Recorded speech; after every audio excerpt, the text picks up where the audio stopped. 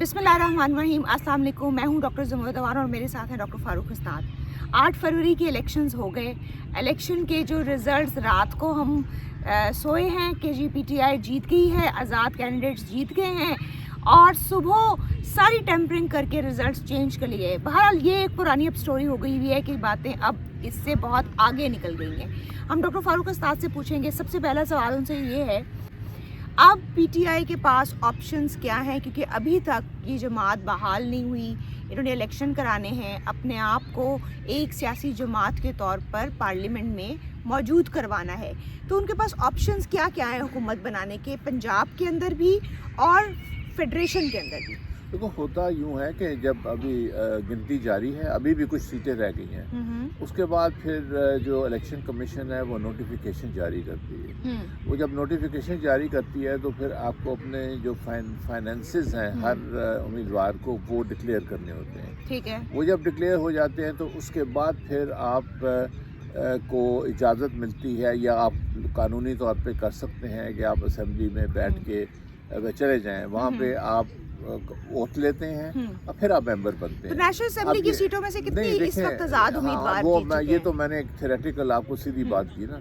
अब हो ये रहा है कि चूँकि पीटीआई के साथ इन्होंने बहुत ज़्यादा धांधली की है, इन्होंने नताइज तब्दील किए हैं और इस तरह नताइज तब्दील किए हैं कि साफ नज़र आ रहा है कि बेईमानी हुई है। तो वो बहुत सी वो को अदालतों में चले गए हैं या वो जो ट्राइब्यूनल्स में चले गए हैं और ट्राइब्यूनल्स ने उनको स्टे भी दे दिया है। तो 10-12 ऐसी सीटें यहाँ पे स्टे मिल गया।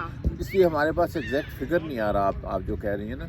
वैसे चूँकि एग्जैक्ट फिगर तब आएगा कि जब ये उनका कोई फैसला होगा तो हमें पता चलेगा कि क्या। लेकिन ये कहने के बाद ये मैं कहूँगा कि पीटीआई ने इसके बावजूद भी रिगिंग वगैरह के उनकी एक वाज़ेह अक्सरियत है।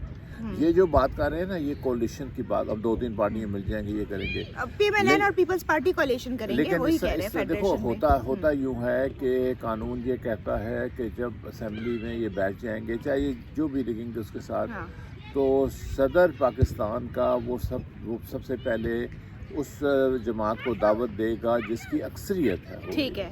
उनको वो हुकूमत बनाने की दावत देंगे। ठीक है। जब वो हुकूमत वो कोशिश करेंगे, उनको कुछ दिन देंगे, जब वो हुकूमत नहीं बना सकेंगे तो फिर वो दूसरी जो जमात है उसको दावत देंगे। तो ये फिर इस तरह प्रोसेस चलेगा। इससे पहले मैं एक और जल्दी से बात कर दूँ कि देखिए, अभी ये आज़ाद उम्मीदवार के तौर पर ये मुंतखब हुए हैं। इनका एक और मसला भी है।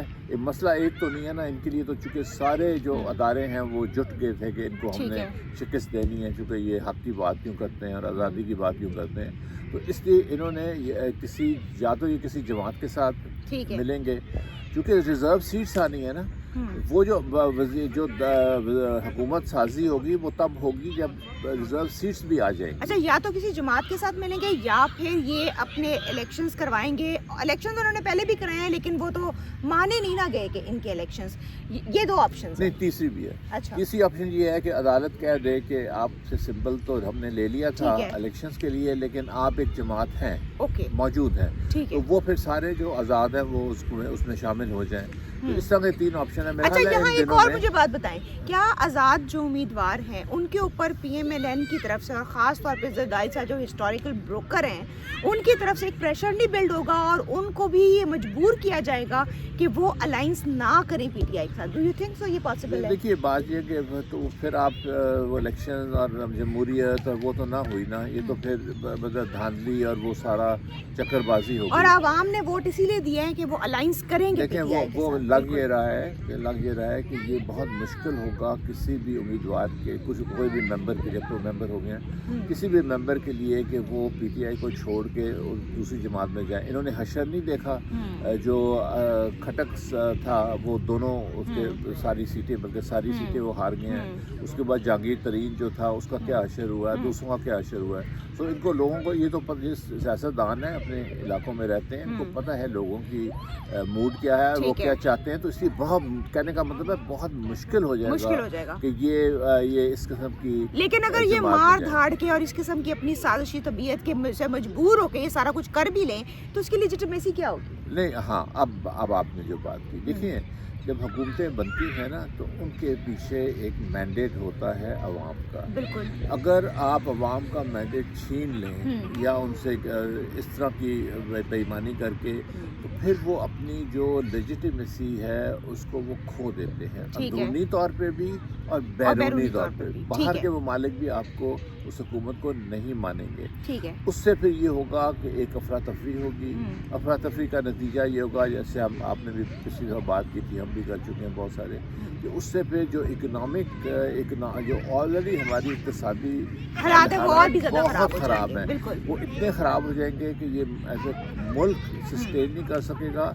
और जो ये शरारतें करा रहे हैं वो भी अपने आप को अदारे के तौर पे कायम नहीं रख सकेंगे। सो इतनी ये मामूली बात नहीं है कि ये कर दो और वो कर दो और वो चीज़ हो जाएगी। अच्छा, पिछली बार हमने एक और बात की थी, हमने ये कहा था कि इंटरनेशनल एजेंसीज जो हैं वो देख रही हैं कि इलेक्शन किस हद तक ट्रांसपेरेंट है और किस हद तक ये शफाफ है। तो उसके मुताबिक मुझे ये बताएं कि अमेरिकन कांग्रेस ने बड़ी देर ली और बरतानिया के बयान के बाद उन्होंने शुरू किया अमेरिकी कांग्रेस के मुख्तलिफ जो अरकान है ये कहना कि नहीं ये इलेक्शन साफ़ और शफाफ नहीं है, क्योंकि उससे पहले हम इमीडिएट रिस्पांस उनका यही देख रहे हैं कि आगे चलना चाहिए, आगे चलना चाहिए। तो आपको लगता है कि अब अमेरिकन और जो बरतानवी मीडिया है या जो और एजेंसीज़ हैं, अब उनको ये वाकई एहसास हो गया, उनके ऊपर इतना प्रेशर बिल्डअप हो गया कि वो खुलकर इस सारे फॉल्टी किस्म की जो हरकतें हो रही हैं इसका मुखालिफ कर सकें, इसको अपोज कर सकें? देखिए, आपने बात की ना पहले क्यों नहीं की? पहले इसलिए नहीं कि पहले तो एविडेंस आ रहा होता है ना। देखिए, वो इनको जिम्मेवार लोग होते हैं, वो इस तरह नहीं है कि सुनी सुनाई बातों के ऊपर वो बयान देने शुरू कर दें, क्योंकि उनका जो बयान होता है उसका कोई पीछे उसके जोर होता है।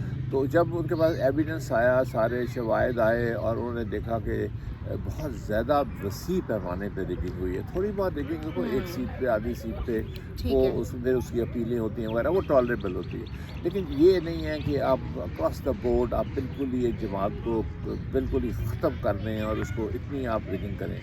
इस वक्त देखिए 2 हिस्सों में, और अभी भी रिजल्ट्स मुकम्मल नहीं आए, अभी भी नहीं आए। अच्छा, अब 2 हिस्सों में तकसीम करें। एक तो ये है कि जो ऑफिशियल पोजीशन, जो कि सरकारी पोजीशन है, उसमें तो यूरोपियन यूनियन ने, बरतानिया ने और अमेरिका ने अपने खदशात का इजहार कर दिया है। और ये भी कहा गया उन्होंने कि अगर इन्होंने ये बात इस तरह की तो ये जारी रही ये चीज़, तो हम शायद हुकूमत को रिकगनाइज़ ही ना करें जो नई हुकूमत आएगी। जी। तो इसलिए एक तो ये है।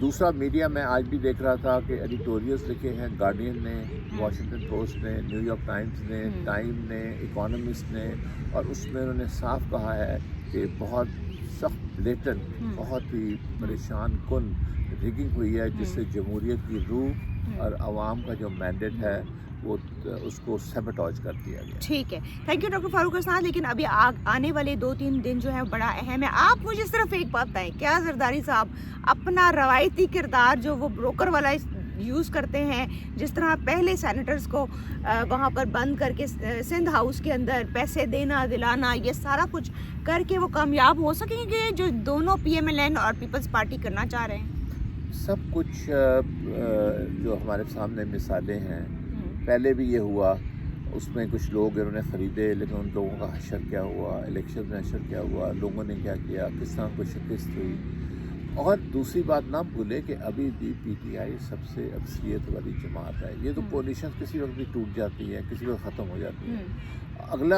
अगले भी इंतखाबात होने हैं ना, या यहाँ तो एंड ख़त्म तो नहीं होगी कहानी। तो वो किस मुंह से कैंडिडेट जो बिक जाएगा वो लोगों के पास जाएगा कि जी मैं आगे हूँ आपके पास। तो जरदारी एक क्रुक है, मिस्टर 10% मशहूर था पूरी दुनिया में। अगर आप पाकिस्तान का नाम भी बाहर लेते थे तो वो कहते थे 10%, इतना बेईमान आदमी है। अब कहा जाता है कि मिस्टर 40% हो गया है। तो आप एक ठग और बेईमान के साथ अगर, लेकिन अपने आप को भी झूठा करेंगे ये, क्योंकि बिलावल तो कहता रहा है कि जो भी हो जाए हम अलायंस नहीं करेंगे। वो तो देखेंगे हैं ही ठग हैं, ये माफियाज हैं, बेसिक क्रिमिनल माफियाज हैं, और इनके साथ जो अदारे भी मिल गए हैं वो। लेकिन आप इमरान खान और उसके जो हामी हैं उनको एक दाद तो देना, बिल्कुल उन्होंने किस मुश्किलात के साथ मुकाबला किया है। और मुकाबला करके जो इमरान खान कहा करते थे कि मैं अखीले गेंद तक लड़ूंगा, वो अखीले गेंद तक लड़े हैं। लड़ाई जारी है, इंशाल्लाह अवाम की जीत होगी।